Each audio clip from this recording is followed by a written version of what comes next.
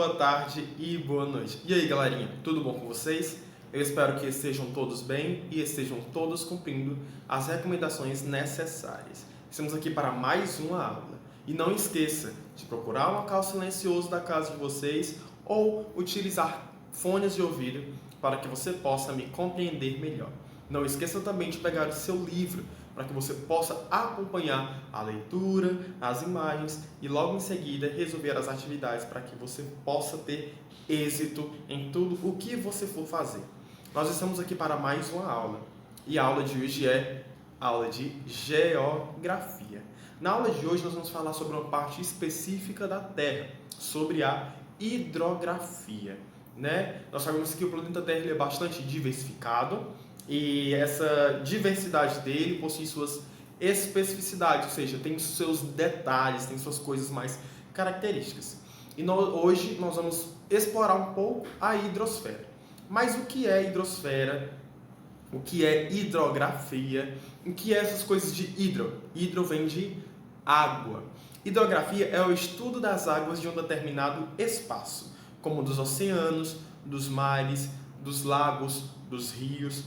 E o que é hidrosfera? A hidrosfera é justamente a camada de água formada em seu estado gasoso, líquido e sólido, que recobre 3/4 da face da Terra. O planeta Terra ele é o único planeta no sistema solar que possui água. E isso é muito importante para a vitalidade, como a gente sabe. Em nenhum outro planeta que foi descoberto até hoje existe aí uma chance de existir vida, O que se sabe, não existe seres vivos, não existe vida em outros planetas, e isso por conta da falta de água e que nós temos aqui no nosso planeta, e assim, por isso é que permite que nós tenhamos vida. O planeta Terra, ele tem 0,63% de água potável, ou seja, a água em que nós costumamos utilizar para os nossos afazeres, como lavar a roupa, cozinhar os alimentos, beber, porque isso é muito importante, Então, 0,63% da água existente no planeta Terra, ela é potável. Apenas 2,07% da água ela é congelada e 97,3% é de água salgada. Então, a maior parte da água do planeta Terra é de água salgada.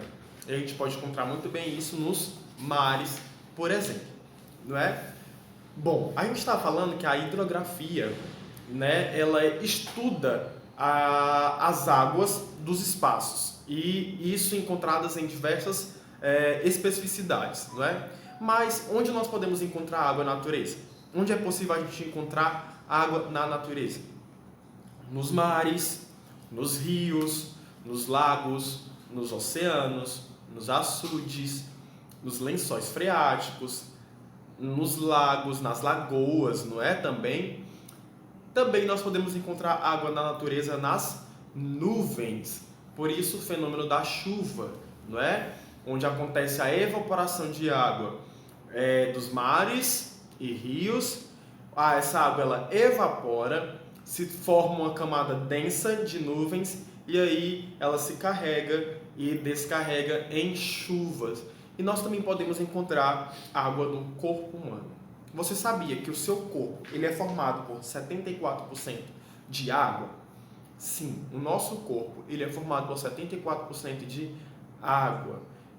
Então, por isso a gente precisa de água para sobreviver, a gente precisa de água para se manter. Tem até estudos de que a gente consegue ficar vários dias sem nos alimentarmos de comida mesmo sólida, mas esses dias eles são diminuídos caso a gente não tenha nenhuma ingestão de água, Então tem estudos aí de que é possível a gente viver tantos dias só bebendo água, porque a água ela hidrata e muitas vezes ela substitui alguns alimentos caso de extrema necessidade. Então por isso o nosso corpo ele é formado por 74% de água e isso é muito importante para a gente. Nós vamos falar aqui algumas especificidades onde podemos encontrar essas águas, e as características desses locais. Como, por exemplo, os oceanos e mares, que são grandes extensões de água salgada que contornam os continentes. O Brasil ele é banhado pelo Oceano Atlântico. Então, oceanos e mares são grandes extensões de águas que recobrem aí um continente e que a gente pode ver facilmente, porque nós moramos em uma área litorânea. E o que é uma área litorânea? É uma área de contato com as águas oceânicas. O Brasil ele tem uma imensa área litorânea, que é a costa brasileira, que vai desde o Amapá até o Rio Grande do Sul, lá embaixo do nosso mapa. Nós moramos aqui em uma área litorânea, por isso nós falamos, o litoral do Ceará, o litoral de Fortaleza. Ou seja, nós moramos numa área próximo à praia, próximo ao oceano. Entendido? Então falamos de mares e oceanos, falamos o que é litoral e também existem os rios. O que são os rios? Os rios são correntes naturais de água doce que tomam a direção do mar ou de outro rio. Como assim? O rio, essas correntes de água doce que a gente vê costumar lá andando, ele vai em direção ao mar ou ele se encontra com outro rio. E o rio é uma coisa bem interessante, que ele tem diversas partes que também é interessante nós abordarmos também aqui na nossa aula de hoje. E você pode acompanhar isso pelo seu livro. Existe uma coisa chamada de nascente. Nascente é onde o rio nasce. Então, ele vai tomar o seu curso, ou seja, ele vai tomar a sua direção. Existe uma coisa chamada afluente. Afluente é um rio que despeja suas águas em outro rio principal. Ou seja, o rio, ele nasceu, ele está correndo aí em direção ao mar ou a outro rio, e caso ele corra em outro rio, ou seja, caso ele vai despejar a sua água em outro rio, ele se chama ali de afluente, ou seja, um rio despejando a sua água em outro rio principal. Existe também um negócio chamado margens. Margens são terras laterais banhadas pelos rios, ou seja, aquelas áreas que ficam de terras, que ficam próximas a rios, ou seja, as margens do rio, são essas terras que ficam próximas às rios. Tem também o leito, que é o percurso onde as águas do rio passam, ou seja, é o caminho do rio que se chama leito.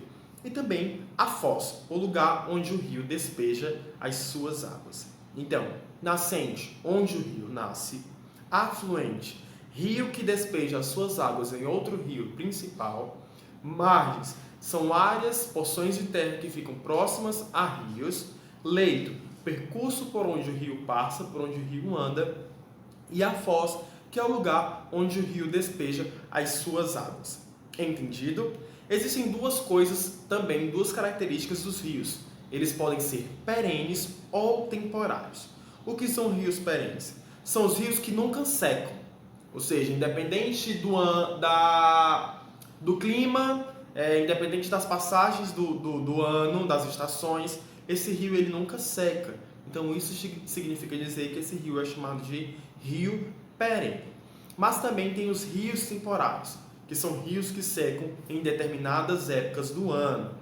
Tá? Esses rios eles nascem no interior de um continente e desembocam por lá mesmo, ou seja, ele não tem força suficiente para desembocar, ou seja, jogar suas águas para outro local, diferente dos rios que não secam, que são os rios perenes, que costumam desembocar suas águas nos mares. Entendido? Falamos agora dos rios e das características dele, das partes dos rios, são as margens, a foz, a nascente, o afluente, o leito, e dizemos que eles podem não morrer, ou seja, não secar, que são os rios perenes, e dizemos que eles também podem ser temporários, ou seja, ele tem um período aí da época do ano que as águas eles podem secar. Entendido? Seguindo a nossa explicação, existe um negócio, um conjunto de terras que são drenadas por um rio chamado de bacia hidrográfica. Nela ocorre a captação de água por um rio principal e seus afluentes. No Brasil, existem algumas bacias hidrográficas de tremenda importância para a vida e para a economia do nosso país, como por exemplo, a bacia hidrográfica do Rio Amazonas, a bacia hidrográfica do Rio Tocantins, a bacia hidrográfica do Rio São Francisco e a bacia hidrográfica do Rio da Prata. Como vocês podem ver aqui na imagem, a divisão das bacias hidrográficas que recobrem o território brasileiro.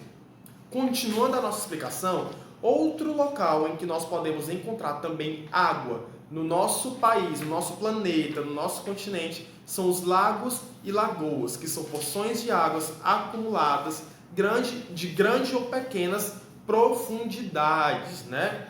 Essas lagoas, esses lagos, eles podem ser fundos ou bastante rasos.